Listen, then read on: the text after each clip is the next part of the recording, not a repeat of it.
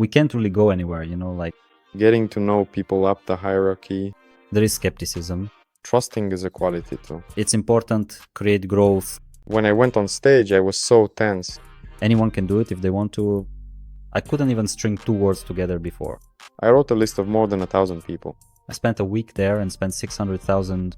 I earned million, 200 million, 300. Yes, I joined another company and earning 50 million. In network marketing, things aren't always perfect and going uphill, right? I welcome you to this podcast. My name is Trish, and today my friend Ilya Mordovin and I have gathered to record a podcast about network marketing, network business. We won't be talking about any specific companies or directions here. We just want to discuss this industry in general because it's thanks to it that we met, and thanks to it we've succeeded at certain points in our lives. And we'll look at both the pros and the cons. Ilya is a great example of a successful network entrepreneur, and not just in one company. He's worked in product-based companies, crypto companies, and investment companies. He has pretty large turnovers, big teams. He knows how to do this, which is why he's here with me on this podcast today. Ilyuka, hi! Hi! So let's start by talking about what was your life like before network marketing? What did you do? How did you make money? And what was that turning point when you became a network entrepreneur? When did that happen? Hello, everyone. Yen, thank you so much for inviting me to take part in your podcast series. And I'm a little nervous because I don't have that much experience in this field, even though I've had to speak in public quite a lot. About how it all started. Well, today I'm 34 years old. And if we look back at my story, just to briefly go over it. So I'm originally from a small town called Balakovo in the Saratov region. So I was born into an ordinary family. My mother is a choreographer, and my father, let's say, had his own vehicles and always drove himself, basically working in freight transportation. That's the story. So basically, just an average family. And in general, in my opinion, I'm not exactly sure, but my father might have had a chance at a military career, but he didn't pursue it and missed that opportunity. That's why I went to a military institute, graduated with a military education, and after that I worked and served. So I devoted almost 10 years to that field. That's your time. Yes, it turns out I served in the army for 10 years. I'm a reserve officer to this day. And let's say overall where network business is and where this whole niche ISIS, I always say they're worlds apart. So basically probably about 4 years after I started working, when I had already arrived to work, I had this moment that gave me goosebumps, a trigger or whatever you call it. I just didn't even notice how those 4 years flew by. Vacation twice a year for 15 days each, then an hour for meals. For example, you leave work and you're literally stuffing food into yourself on the go. It's this constant rush. And at one point I just caught myself thinking, as I was coming back from lunch to work, I realized, damn, this is definitely not my thing. Even though I had my friends there. And to this day, we're still friends. I still keep in touch with the people I studied with back then. They tried to convince me, but I, on the contrary, tried to talk them out of it. So at the beginning, they would say to me, look at that life. People are traveling and here we are. Well, we definitely have our hardships and deprivations. So we can't really go anywhere, right? There. So you have to strive somehow to become free. And then it just so happened that I started moving in that direction. But as for them, they basically stayed where they were. And well, they're still fulfilling their duty, right? So, well, that's just how it is. So that's fine. To each their own? Yeah, to each their own. So it turns out I was coming back from work, actually coming back from lunch more precisely. I was returning to work after lunch and I caught myself thinking that life is just passing by and I need to do something about it. And I remember I've told this story from the stage many times. It's actually pretty funny. So I came home and typed into Yandex how to become a millionaire. I literally typed in that exact phrase. And Of course, instead of a million falling from the sky, what I got were 2 books that I chose to read. The bestseller Rich Dad, Poor Dad by Robert Kiyosaki and Bodo Shea Fers, The Road to Financial Freedom. I think that's the title, if I'm not mistaken. Yeah. And well, out of those books, it was mostly Robert Kiyosaki who influenced me. I mean, that's where I learned about the real estate market, about network marketing, that is, the network business. And while most people tend to be pretty skeptical about that field, for me, it immediately clicked that this is a professional sphere. So I read it, and naturally, coming from someone whom I trust not to write nonsense, right? So right away, there was definitely a sense of authority. And I realized that there's this field where I don't have to quit my job right away. I don't have to invest a lot of money somewhere. I don't have to take big risks right now. In other words, I can combine it with what I'm already doing. Plus, I can learn here as well. There's a certain training system here, and that really resonated with me. So I realized that I needed to start by finding a network marketing company. I needed to find that niche, that specific company where I could actually make this happen, or at least start my journey. And so these books came to me. So I studied and read all of that, and basically started looking for this company. I found the company, yes. Or did it find you? Actually, it probably found me more, to be honest. That's just how it turned out for me. This person didn't become my mentor in that company. That is, I was in this computer a lot. I registered in the first network company somewhere. That is, I was looking for a guide, and I first learned about it also from my friend who also served. Look, he was already there eating food, just eating. Yes. And it turns out that I simply borrowed from him. I even registered there for the first time, but I realized that I wouldn't be able to learn anything there. So he introduced me to his mentor there. And there, in general, the person's behavior was very formulaic. It wasn't personal guidance or training based on their own experience, but more like they just sent you templates. I realized that this just didn't resonate with me at all. And then actually, I met my real mentor quite spontaneously on Instagram, who is now the president and CEO of the company. So we got acquainted and chatted on Instagram for half a year. And it was about completely different topics, not about networking at all. And then after 6 months, he made me an offer. At that time, he was a top leader in the first company before founding his own. And actually, he had already received the car bonus there and said, come on, don't you want to give it a try? Even though I had stepped away from it at first, I had even registered elsewhere, still searching for myself in other network companies. Basically, I was still looking for that very mentor. So that's how it happened. Then he introduced me to another person who is now my friend and also my mentor. Yes, it turned out that he actually registered me under this person. I was kind of upset about it at the time, to be honest. And so that's how he introduced me. That's how our friendship was formed, a friendship tested by years and time, where we learn from each other, gain experience, and in general benefit one another as we build a shared business. May I interrupt you for a moment and sum up this part of your life story that you've just shared? What conclusions can we draw from this? First of all, in order to start working in network marketing, it's not necessary to quit what you're currently doing, right? Why do I want to do this right now? To sum things up a bit, because you said so, right? For those perhaps young people who are searching for themselves, who want, let's say, not to be stuck in some standard model of earning a living like work, home, work, right? Exactly. But to focus on self-development, travel, and meeting new people, because network marketing opens up these kinds of opportunities.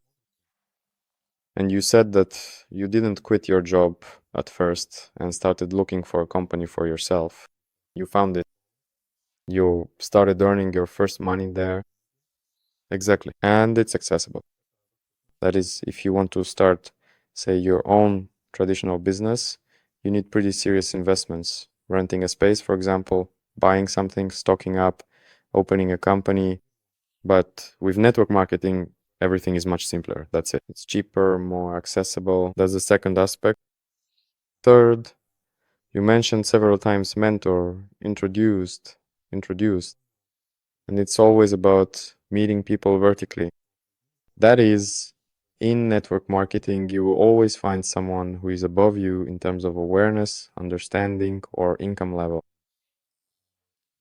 And accordingly, you can learn from these people. When you find yourself surrounded by people who are growing and earning as much as you want to, for example, right, you will start to adopt that mindset and become like those people as well.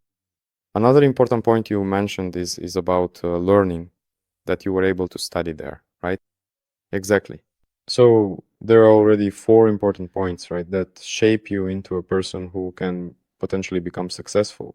Because in network marketing, not everyone becomes successful. It's not for everyone, that's for sure. Because there are IT specialists who sit at their computers and don't want to put themselves out there. Exactly. But for people like us, like Ilya and me, who want to express themselves, want to be seen, want to communicate and interact with others, network marketing is a good fit. I think I've covered all four aspects, right? I'll add more later. Well, you could also add money to this list, because when you start earning in network marketing, there are no limits for you. At a regular job, you have limits, let's say a ceiling of 100,000, then maybe 200,000. You might work your way up to some director position, but there's always a ceiling there.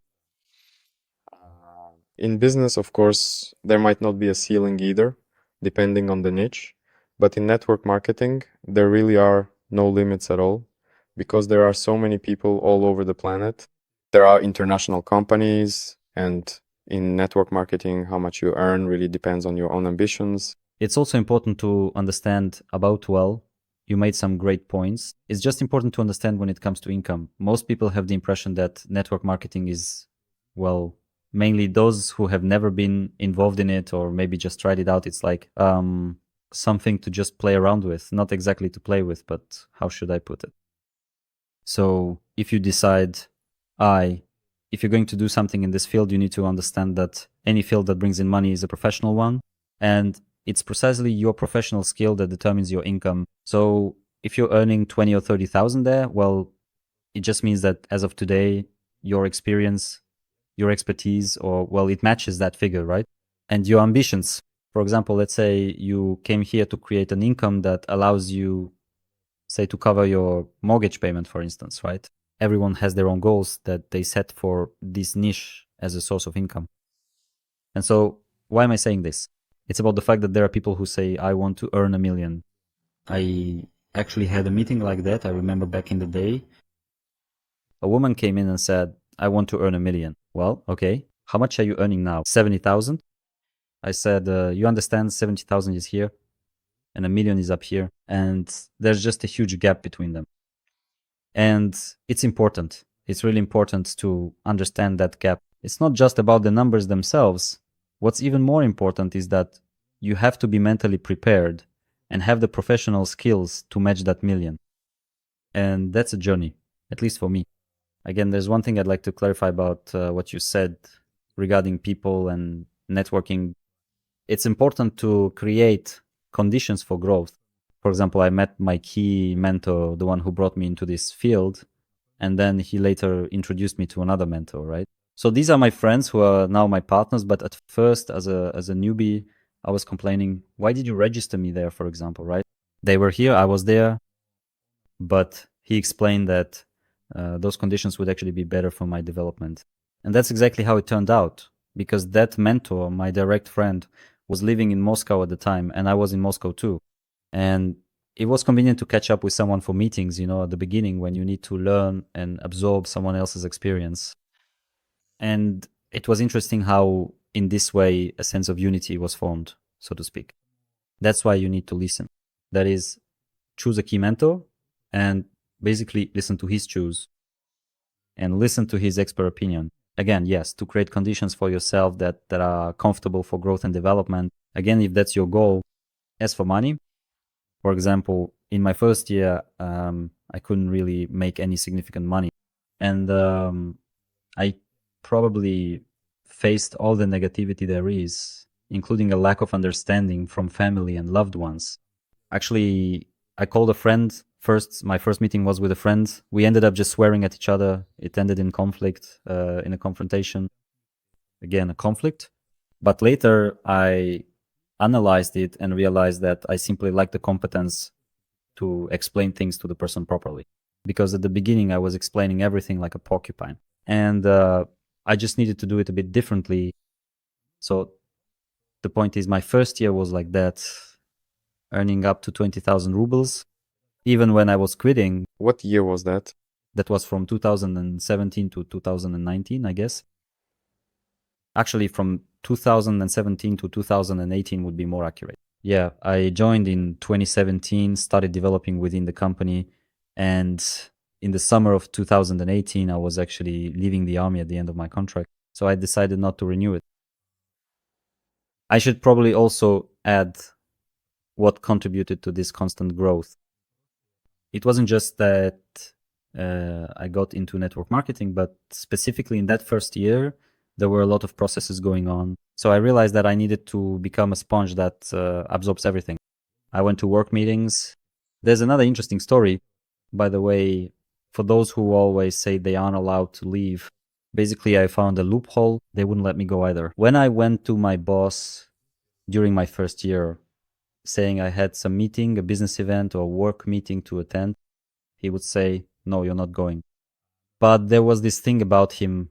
He was very partial to girls, in the sense that he would let them go, not in any other sense.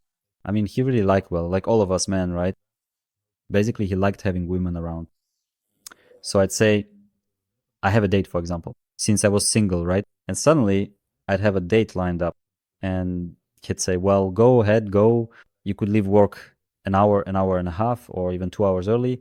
And I'd actually be going to a business meeting. So I'd just say I was going on a date, for example, but in reality, I was heading to a work meeting. I'd find a way, basically. And that's where I absorbed all that knowledge. So I would go to various business meetings, not just with my own mentors or others. There were other partners involved as well. It was important for me to learn from their experience. And then there was also a training that they organized. So network marketing, you mentioned the training system, right? It's not just about following some set training system. They also come up with all sorts of tricks, right? They invite psychologists and various business coaches. So they also organize a training there. Maybe you've heard of Sparta. Yes. That training was organized by those guys along with our senior mentor. And it lasted 2 or 3 days, if I'm not mistaken. And it really had a huge impact on me. There were a lot of interesting exercises and deep work there. And basically, I made the decision. Of course, I wouldn't recommend anyone else do this. It's a personal matter for everyone to make such decisions. But essentially, I made up my mind. It was scary. I had to have a ton of conversations with my family and really, first and foremost, come to an agreement with myself to basically leave for the unknown, because I didn't even have any savings there, like a safety net. So I quit, basically counting on this one guy. We were supposed to do some side work together. And the plan was that I'd be his assistant, helping him out with his work processes. But in the end, as soon as I quit, he basically told me, like, "I don't need you." So that's how it went. They just said he didn't need me. And I was just left without any side job. And during this journey, for the first 3 years of my network marketing career, it was mostly just gaining experience. My income was up to 100,000 rubles, sometimes up to 150. But that wasn't just from the product sphere, because I was already moving forward. And how much did you earn in the army? 80, 85 at that time. So basically, in your first year, you already surpassed that 80 mark. No, not in the first year. In the first year? In the first year, it was 35,000. For my first 2 years, 2017 to 2019, my income was 35,000. That was 1 month at 30,000, but as low as 8 to 12,000 rubles. It all depended on the turnover I managed to generate there. And the turnover was always different. There were a lot of mistakes. I'm also the kind of person who, even if someone tells me something doesn't work, I'll check it myself and try it. I'll realize it doesn't work and say on camera, "Guys, this doesn't work." So that's the story. That's why. By the way, this is about trust in network marketing. Mentors who tell you what to do, they won't give you bad advice because they're interested in your success, since their own success depends on it. And here, acceptance is really important. I also had resistance when I first joined my first network marketing company, and still I had some ego, thinking I was smart, that I knew better myself, right? And I didn't just take advice on faith, like just do it this way, just follow the system, make a list, call meet. No, I would think about how to do it better, who exactly to invite, and so on and so on. And of course, all this slows down newcomers. So it's important to trust, because those who are giving you advice have already been through this and know what works and what doesn't. Absolutely. What I mean is, there's also some work happening here on a psychological level, right? Because trusting is also a quality letting go of your own pride, thinking that you're so knowledgeable or cool, and in a sense being a conduit for what you're being told. In general, there's a lot here that overlaps with certain spiritual aspects, those found in spiritual teachings, and that's another reason why I like network marketing. Another thing that stands out to me is that network marketing taught me how to analyze any situation in life. It's an amazing skill no matter what happens in your life. Whatever the situation, you always analyze it and find the positives in it. It doesn't matter if it's a negative or positive situation, because in any case, it's an experience meant to be analyzed and used to become better. That's the principle I follow. Then, for example, speak again, that's a skill, being able to talk. I used to not be able to string two words together, even though I did well in school. Same here, exactly the same. And I was always shy, blushing. But at some point, your mentors just push you onto the stage and say, "Are you ready? Go." So obviously, by overcoming something, you start stumbling over your words, little by little, step by step, through fear, through stiffness. I remember I would go out on stage, I was so tense, I would just mumble something into the microphone. Yeah. But still, each time you overcome it, and now, for example, when I talk on camera, it feels just the same as in everyday life. I just don't care anymore. I don't even get nervous at all anymore, even though I used to. So thanks to network marketing, I worked through those issues too. You know how it was for me? I did well in school, read books and all that, but then when you go into the military, none of that matters anymore. There, it's all about sports and that whole story. And basically, in a way, it's like muscle memory. So that foundation of knowledge stayed with me. It just kind of faded, got covered up a bit, like with a blanket. And then when I got into network marketing, right? And I started working on my speaking skills there, building all those processes, everything started to come together. So the foundation that was laid before, it all comes back. It unfolds, so to speak. That's why, in general, you need everything everywhere. Anyone can succeed in this field. As they say, network marketing is for everyone, but not everyone is for network marketing. But overall, anyone can do it if they really want to. But it's about truly wanting it, not just coming here to make some money. Of course, it's clear that you need to want money, but more importantly, you have to want to change yourself if a person is ready to work on themselves. That is, if they keep doing the same things they've always done. For example, if someone is doing certain actions and earning 100,000 rubles for them, then to earn 200, 300, or 500, they need to start doing something different. So you need to change something in your approach, maybe even switch to a new niche or learn something new and so on. That's why growth always happens where there's something new, where there's fear, there's growth. You need to go where it seems intimidating to you. I also had doubts about network marketing.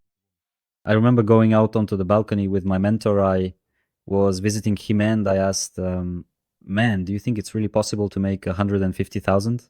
This was still at my first company. And I still had that anxiety in my chest, is it really possible? Of course, I had doubts too. Well, he said, if you work at it, of course it's possible. The thing is, a lot of people are just engaged in busy work, just pretending to be active. A lot of people come in, they buy the product for themselves, activate their account and become an active partner. And then they spend a whole month thinking they're working, but in reality, they're just doing the same things they always did. They go to work, maybe they have a family or there are other things going on. But in their mind, they've already done something, they've activated their account, and then a month goes by and there's still no money. There's just no result. And then after a month or two, they think it's all nonsense, right? For example, people usually don't look inward. And what exactly did they do to get a result here? They start coming up with ideas like, oh, it's just this kind of business, or it's not the right one, or something else. And they start looking for all sorts of excuses, anything, but blaming themselves. And most importantly, for some reason, everyone wants everything quickly. Like, I want it fast, but nothing ever happens quickly, right? And people work hard at the gym, to get in shape, sometimes for years, to build their dream body, so to speak, right? And for some reason, no one doubts that, for example, you can't just snap your fingers and suddenly have abs appear at the gym, for instance. So it's the same for me. Let's say the key decision I made was that it doesn't matter how much time it takes. Maybe that's the right way to put it when I made that decision in the first years. One thing, I will earn money here. So it doesn't matter how much time it takes, but I'm staying here and I will earn more than $1 million a month. In other words, I will achieve this result and that's it. Let me ask, what was your highest monthly payout? Well, in any company you've been in, what was the biggest payout you ever had? From 4.5 million. Well, I'm usually saying somewhere between 4 and 6. I have this issue. Usually it's people who keep track of that. Yeah. But me, it's like, Just roughly, right? yeah. So roughly like that. Okay, let's talk about something else now. There are a lot of people just based on feedback. And I remember when I first started in network marketing, many people think that network marketing is a scam, a ripoff, a pyramid scheme. And honestly, I want to say that I've gotten caught up in those kinds of situations myself, and maybe that's normal. It's kind of unavoidable in a way, right? Especially when you have no experience and you're a trusting person like me. So yeah, I had to deal with that. And what should a beginner do? Someone who, say, listened to us and decided to give network marketing a try. How can they choose a company so they don't end up in some kind of scam? Because scams exist even in product-based companies where some products are sold at 10 times their real price, right? Or, for example, some kind of binary marketing. There are even more scams in crypto-related network marketing, right? Here, and in investment. How do you choose when you receive some kind of offers? Like, for example, to become the leader of a company, right? How do you choose? What are you looking at? What are you relying on? Well, in general, there are 3 such whales. Yes. There is this first one who is the creator of the company. You need to find out who this person is in general, understand his history and experience in general, because there are founders of network companies who, for example, used to run coffee shops. They were involved in a completely different business, a completely different field, not the MLM network industry.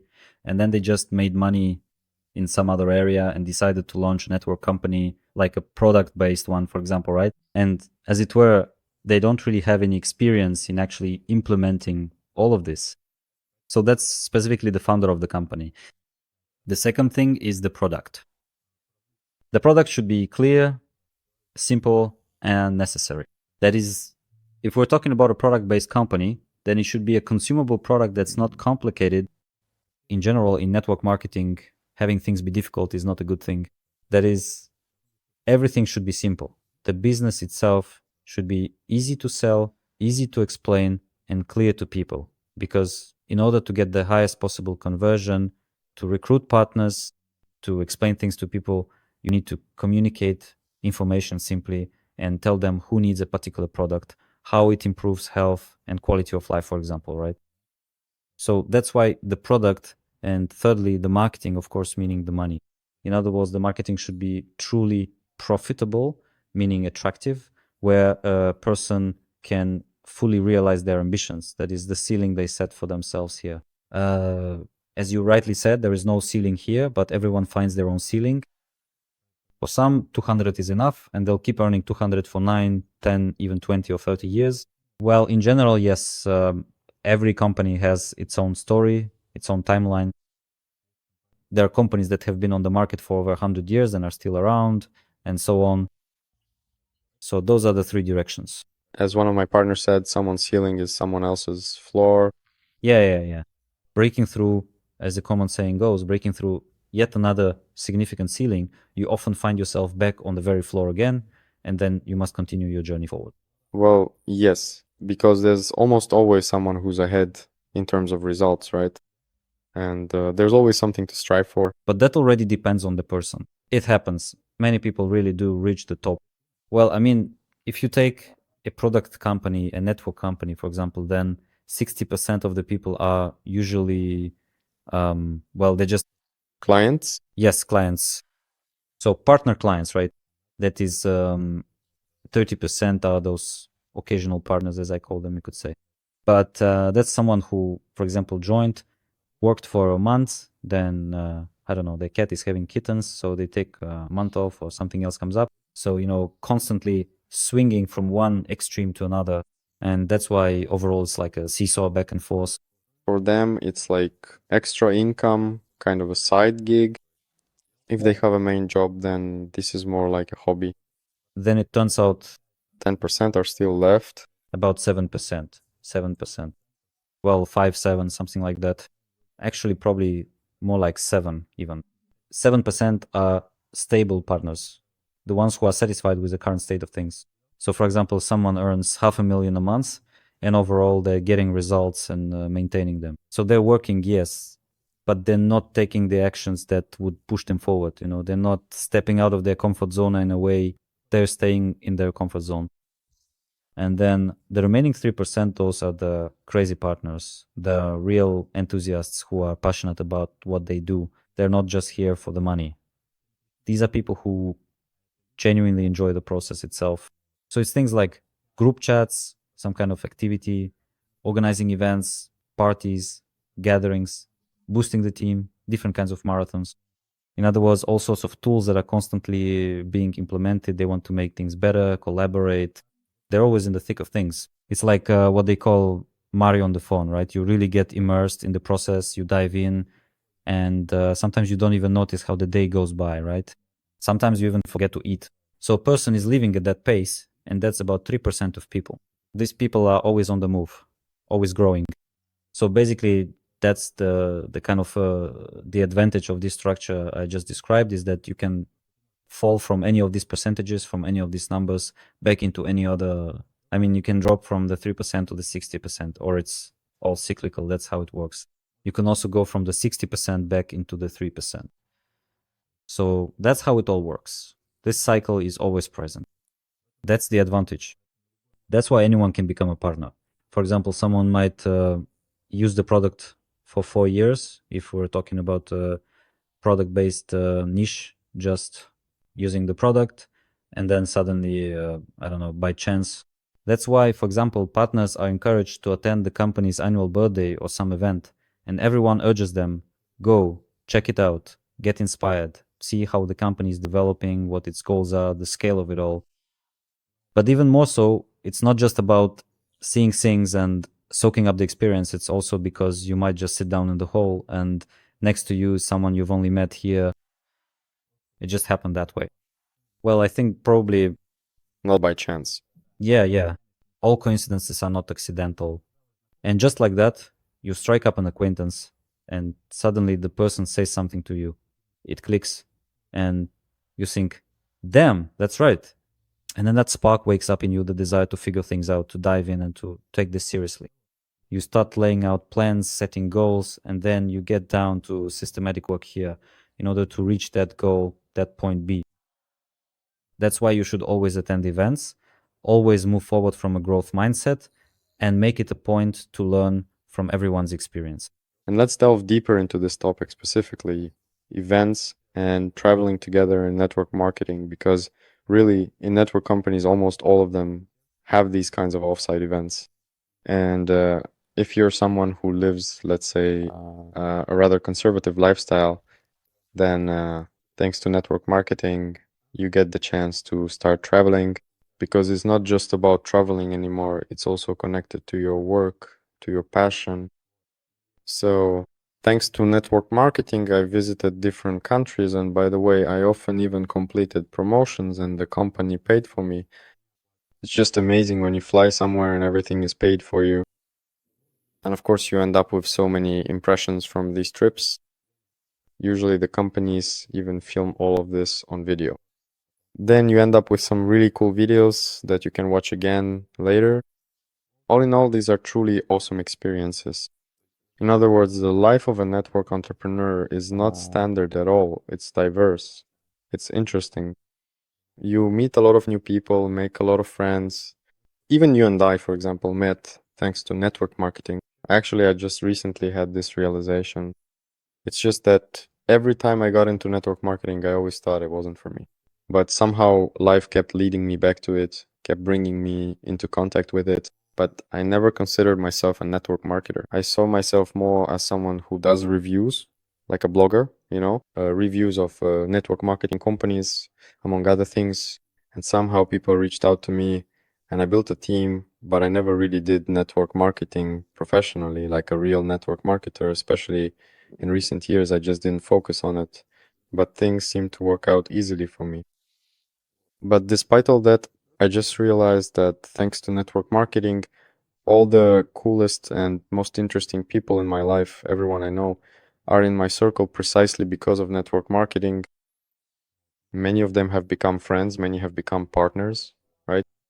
And those connections are pretty strong because in network marketing, things aren't always perfect or always going uphill.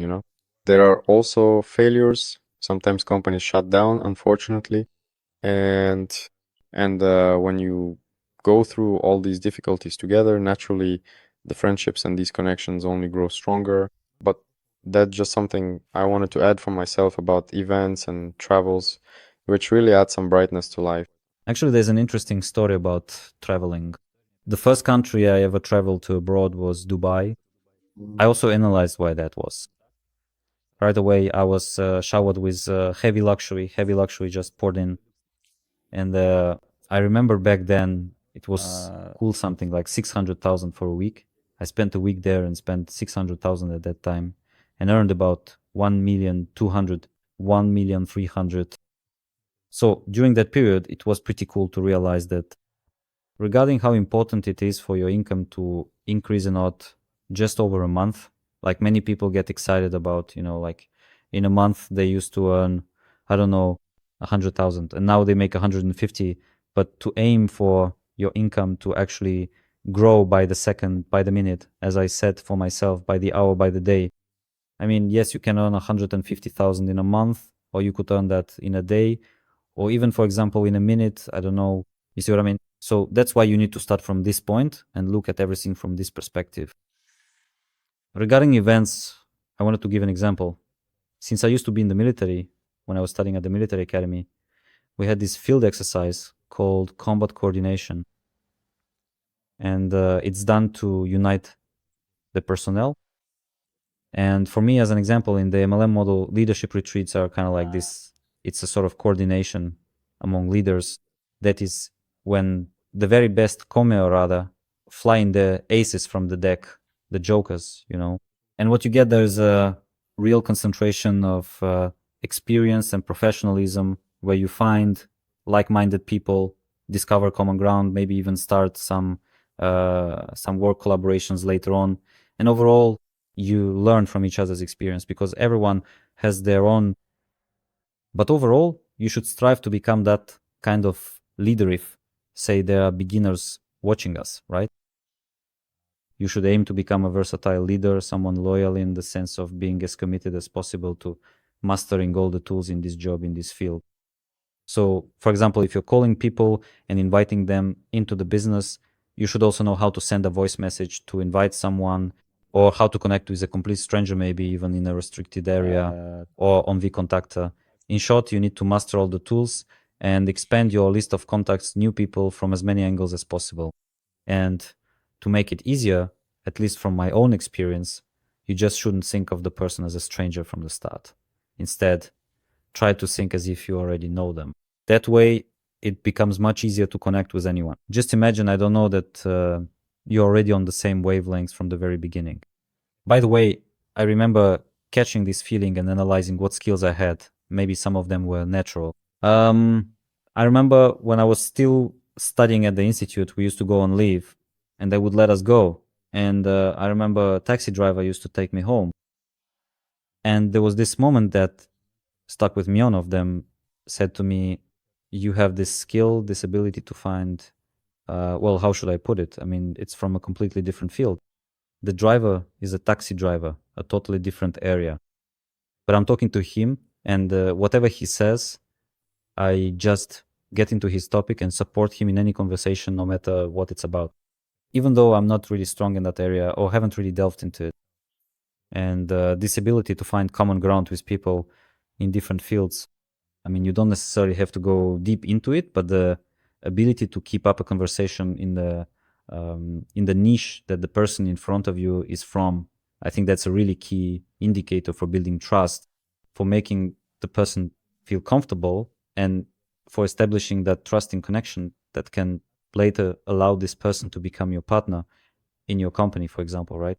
When you first tell them about your field, they'll already be listening to you as a professional without that wall between you, right? So that from the start, you don't get immediately dismissed, for example, right? They'll be listening to you and realizing that it's actually an interesting story and that maybe they could try getting involved, start moving forward and developing. That's what I mean. We've talked about a lot of the advantages of network marketing. Let's try to find some disadvantages. Well, again, it depends on the niche, the field, right? In a product-based company, basically, there aren't really any downsides. If we're talking about a product-based company, you get... There are downsides. Do you know what they are? Is that you move slowly toward big money. Well, if you look at it from that perspective, but from the standpoint of risk, usually there's no risk for the person. There's less risk, but your income grows very slowly, and you have to put in a lot of effort. And that's probably a downside. Well, actually, It's both downside and upside. it also depends on the person's skill. I mean, there are people who know how to generate certain kinds of traffic. So there are examples and cases of people who, let's say, know how to generate traffic, who are savvy in the online sphere, right? For example, those who know how to create and attract new audiences have managed to grow in just a matter of months. And especially if they already have some experience somewhere, right? Or even in general, there were cases of newcomers who simply had, well, some people already have certain skills like negotiation, for example. Maybe someone had worked in a call center before and so on. So it really varies. But if we put it bluntly, speaking generally about everyone, then yes, it's more like a long game, a marathon distance. Not everyone is ready to go through hardships to reach the stars, to really walk that path.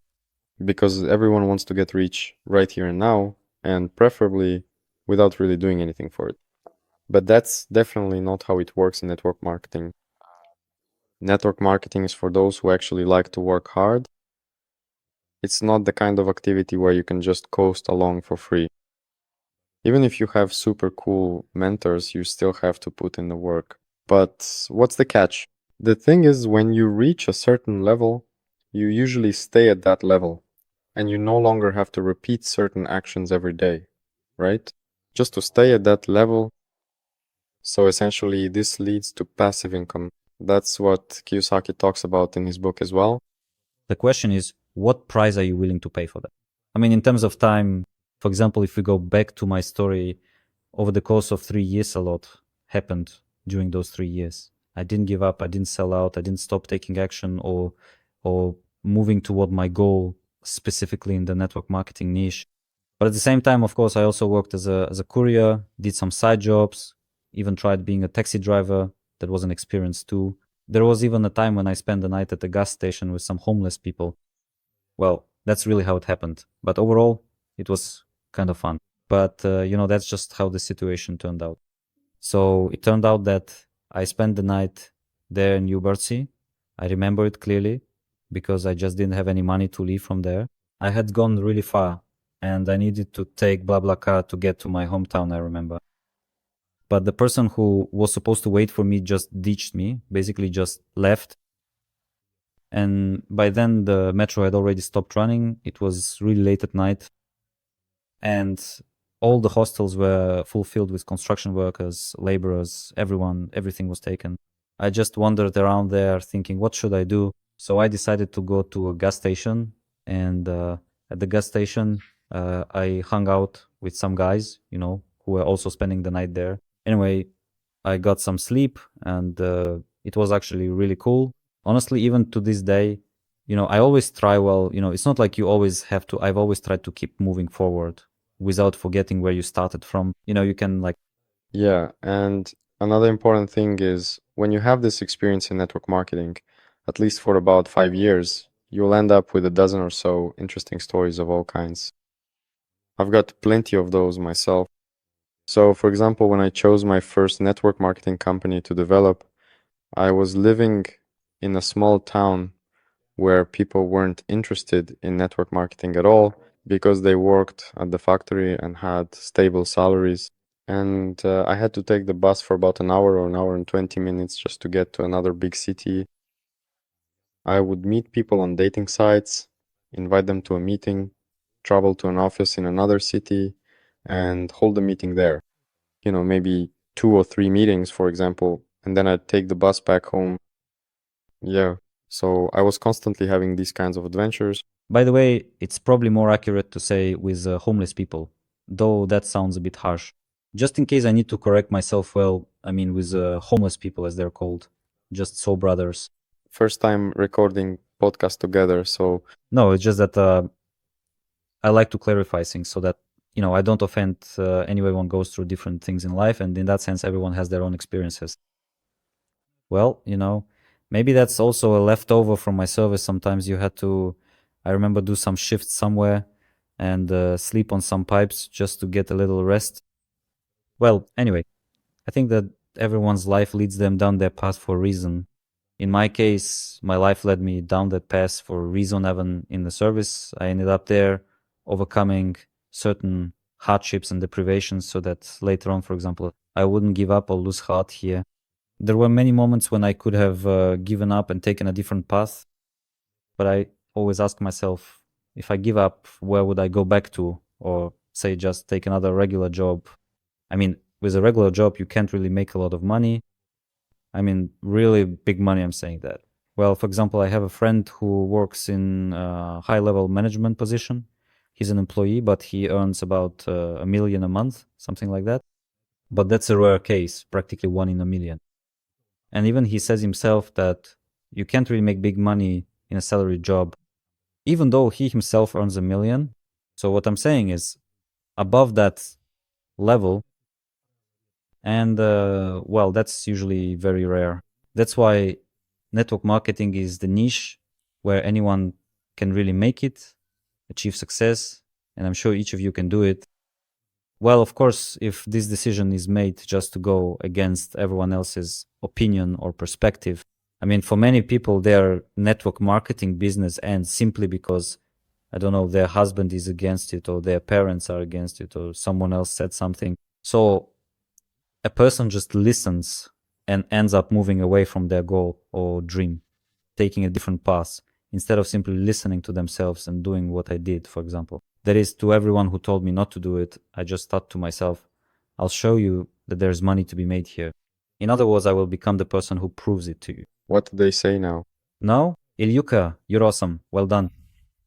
He made it well done. He set an example. So if anyone is still serving in the army, for instance, so the guys say, well done, you're awesome. He showed an example that you can live a different life, build a completely different career for yourself, so to speak, in a field that many people think is crazy. By the way, right now, this field is actually developing rapidly.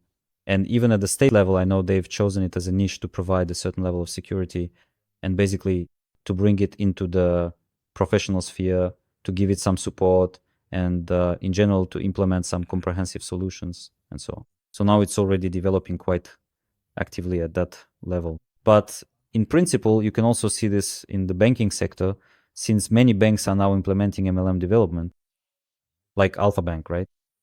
For example, VTB. VTB, yes, so these kinds of banking niches. And overall, the referral method of promotion, what is it? Essentially, word of mouth. When you like a product, when you enjoy what you're using, and you genuinely recommend it, the best recommendation isn't something you saw on television, like where there's a bunch of chemicals involved. So in reality, people who watch ads and buy because of thema, large part of the price is actually the cost of advertising. But the actual cost of quality itself is very low, in fact, for most products. And in network companies, if we're talking about products, their goal is to create a high quality product and invest all their resources into it, because the role of advertising and promotion is taken on by people. So the company doesn't spend money on advertising and we promote. Well, not that they don't spend anything, they just don't pay for television ads or traditional advertising, they pay people instead. That's what I'm saying, yes. What I mean is they don't spend on television or all those advertising tools, right? Instead, they pay people according to the marketing plan. And that's exactly the trick, isn't it? The result is that you get a good product, one that you use, that meets your needs and solves your problems. And besides that, well, overall, it's pretty cool when, for example, you shop at your own store and you actually get paid for it. I mean, You just can't build a network business with a bad product. If the product is bad from the start, this whole story will be very short-lived. or if it's complicated. There are also many network companies where, well, maybe the product is actually decent. I mean, it might really be something people need, right? But because it's hard to explain to people, that's another important point here. Also, as I mentioned at the beginning, the product should be simple, easy to understand, and consumable. Packaging also plays a big role. There have even been cases, for example, where someone would come in and just fall in love with the packaging, and then later with the taste and the results the product delivers. And as a result, they started achieving absolutely incredible results in this niche, in this field. But it all started with that first impression you bought into the whole story with your eyes first. That's why you should never give up, ever. You always need to, well, maybe it's also about the specifics. By the way, I'm curious, what was it that kept you from giving up back then? And then I'll share my thoughts. Actually, there was a time when I gave up. Oh, Well, it's not even that I gave up, it's just that my focus shifted. So I got into network marketing in 2007. I was 17 or something. Basically, I was just a young guy. And for 3 years, I gained that experience. By the way, I actually had some results. That is, I was making money. And at some point, my focus shifted to spiritual topics. I started looking inward, trying to understand myself, practicing different techniques, and I stepped away from network marketing. Then, after some time, life started offering it to me again. Well, actually, this kept happening every year. Like there would be some educational company, one that operates purely online in network marketing or something else. I tried things here and there, but I never really went all in and got some big result. I was finally able to get some real results around 2017 when I had maybe matured as a person. I became more grounded because, well, as a young guy, it's obviously hard to build a big team at a young age since you basically don't have any experience or life achievements yet, right? Yeah. But when you're a more mature person, things just seem to go more smoothly. Well, at least that's how it was for me. There you go. And what quality is that? Listen, well, in network marketing, I've always tried to just be myself and provide value. For example, I'm pretty good at conducting interviews, right? Whenever I join a company, the first thing I do is find the founder, because a fish rots from the head. That's it. Well, and sometimes it doesn't rot too. It depends on who the head is, right? And I'm always interested, and you mentioned this too, how to choose a network marketing company, look the person in the eye, ask questions, feel them out, analyze their background, what they've already done, where they've made mistakes, and so on. That's what interests me. That's what I usually dig into. Preferably record it so there's someone to show it to. And that's interesting to everyone. Well, to those who are involved with it, say with a project or a company. That's it. And because of that, that's usually how I found my place in network marketing. Although I had experience from 2007 to 2010 when it was all about the list, the call, the meeting, that standard network marketer routine, right? And by the way, I was surprised back then that at 17 I wrote a list of more than 1,000 people. I mean, I already knew that many people, even though I thought I'd barely managed to come up with 100, but I did it. although, I'm saying, wow, I guess I just never actually wrote such a list myself because, well, since I also spent a lot of time basically within four walls. Well, when I was working there, in service, and I registered on every social network there was, probably all of them. I was on all of them, just meeting people and going places. And well, I wrote down all the contacts. What I mean is, if I had actually written down everyone, there were so many when I got into network marketing, I really had a lot of contacts. I probably just wrote down the initial ones because you write them down in batches, not 1,000 at once, maybe the first 50, then 100. And then you walk through them. If you look at it, working through them, well, for me personally, like any newcomer, I was scared. And making calls was really scary. Absolutely. So I actually started working through a series of detailed audio messages, to be completely honest with you. And I did pretty well with that. When I started, there weren't even audio messages yet. Well, yes, There are no messengers. I guess Just it was destined to come in the 18th year so that they would already be, because calling was just something else. Making calls was the very last thing I really honed. I mean, it was probably, which year? Well, I did make calls, of course, but I distinctly remember it was probably in 2019 or 2020. That's when I was really actively practicing making calls. And why did I start practicing it?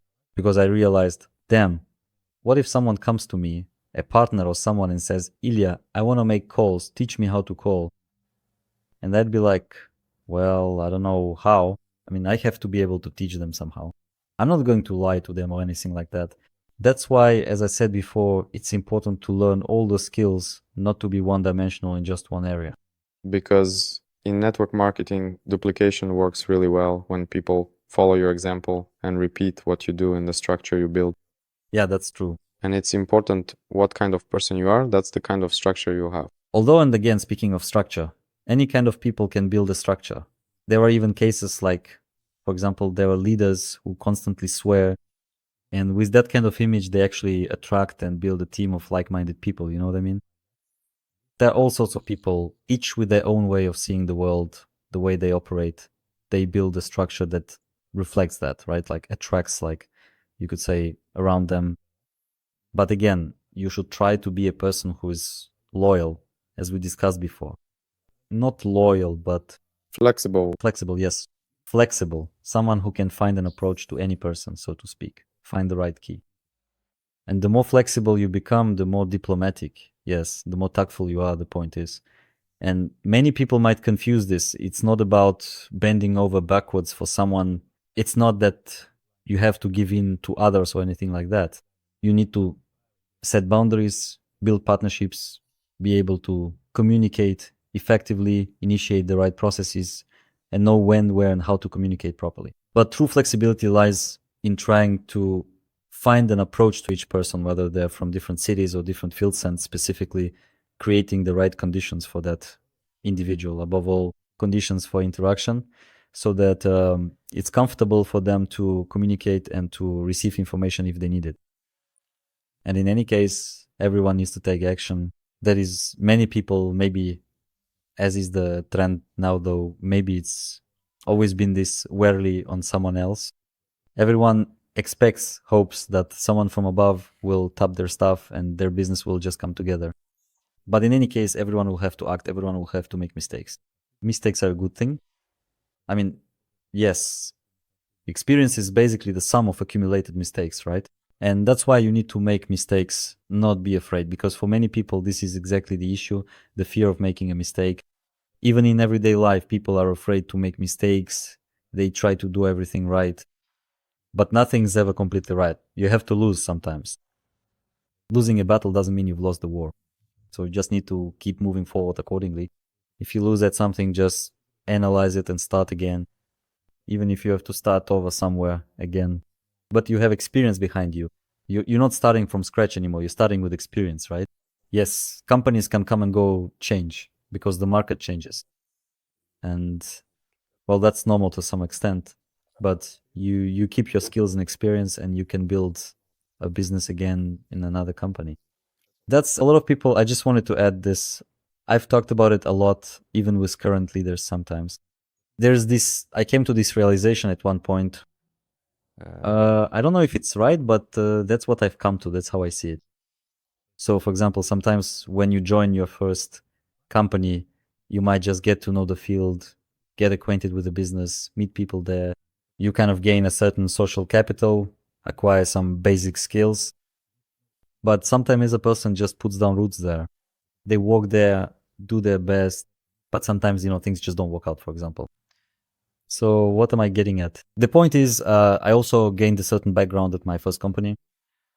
But if I hadn't moved on, I wouldn't have become who I am now. And a lot of people just hold on, cling to it. It's exactly that, the fear of losing something, even though, for example, maybe they just need to look further somewhere else. So that's also in its own way a kind of example. People work as employees, for instance, one employer offers certain conditions, another offers different ones, right? So you're constantly moving toward better conditions where you can realize yourself faster. And if you look at many top leaders in network companies in general, they also have a certain path. For example, when one leader was earning, say, a maximum of 500,000 rubles at one company, and then later started making only 200,000 or 300,000. But if he hadn't gone and considered for himself some new, for example, young and ambitious company, or one that's only been on the market for a few years, right? One where, so to speak, the whole field is still open, right? A blank slate for work. The market isn't that saturated yet, definitely. That is maybe somewhere, yes. But first of all, that's not even the point. The market isn't that saturated. The point is that the new offer is more appealing. For example, from a marketing perspective, or in terms of the product itself, it's simpler and easier to understand. There are examples of leaders who were earning 200, 300, even 500. But moving forward, with more experience and different achievements and results, a person can start earning 1.5 to 2 million 10 times more. Well, yes, I'm speaking figuratively here. In other words, growth. There are plenty of cases where someone started out in one company and earned at most even 4.5 million, right? Then they moved to another company and started earning 50 million. They took off that much, for example, right? And then kept going. So there are people who hold on. But as a rule, there are also those leaders in network product companies, as I understand it, who just happen to catch a wave by chance. And then, they're afraid, like they feel weakness in themselves and are scared to try something new. That's why they hold on. Well, that's another kind of experience. So after analyzing it, he figured that maybe, in his opinion, by some miracle, he just happened to get in at the right time, as it sometimes happens in different situations. Or someone achieved certain results. That's it. But someone who is a real professional, someone who truly made themselves, build themselves up, knows how to work, knows the system clearly, understands exactly what goal they need. He can easily, throw me into any company right now and I'll make money there, because I already know that I'm a professional in this field. I know that I know how to work. I have a clear understanding of how to set up all these processes. All I need in any company is to understand the product, so that it's clear to me to figure it out, right? To gain the necessary competencies specifically for that company, and that's it. And then I'll just package it in a simple way for people and start building a large organization for myself, scaling up. It all depends on the person. That is, it's very specific. And my recommendation is, if you feel stuck somewhere, you really need to analyze the situation. Again, when I say stuck, I don't mean that maybe you just gave up and stopped working. Sometimes there are people who really, for example, in my first company, I really worked hard. I took a lot of actions, but I just couldn't break through to the next level. Of course, it's possible that my actions weren't always right, that I made some mistakes. Sometimes that's actually a sign that you just need to look at things from a broader perspective. To look at things more broadly and discover new opportunities for yourself, to try something new. Maybe in a slightly different direction with a different product, perhaps, right? There are so many different directions there. For example, in my case, it actually worked out, right? I mean, I built a structure of more than 50,000 partners with a completely different product in another company, registered and active altogether. And thanks to that, when I later joined a product-based company, I already had that background, that kind of experience, right? So naturally, it was easier for me to succeed there. But again, initially, if you look at it, those results weren't achieved in a product-based company. That was my initial story. It was a step-by-step accumulation, like climbing stairs, which eventually led to a breakthrough and a completely different result. Yes. So here it is. I thank you for this podcast, and I want to say one phrase that was said by the president of a very famous company. But today we agreed not to spoil anything about companies. We are talking about the industry as a whole. So he said, allow yourself to have big dreams, believe in yourself, take action, and be honest. This is a kind of 4-part formula for success that really stuck in my mind. To this day, I still repeat this formula for success from time to time. We thank you for watching this podcast to the end and hope that you found it useful and interesting. Once again, thank you. Thank you. And thank you too. Thanks to everyone who will be watching. Big hugs. Let's lift each other up and go make some money. And we did it.